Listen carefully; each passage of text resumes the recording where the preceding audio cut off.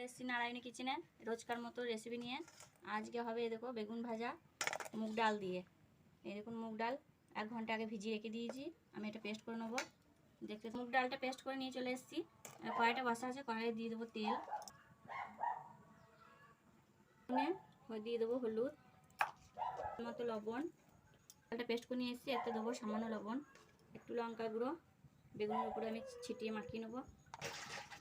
তেলটা গরম হয়ে গেছে, এবার আমি বেগুনগুলো এই বাটারে ডুবিয়ে নেবো।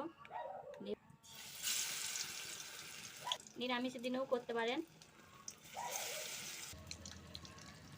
এই দেখুন বেগুনগুলো ভাজা হয়ে গেছে, এবার আমি তুলে নেবো।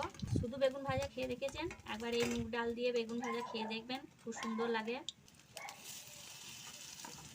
এই দেখুন মুগ ডালের বেগুন ভাজা কমপ্লিট।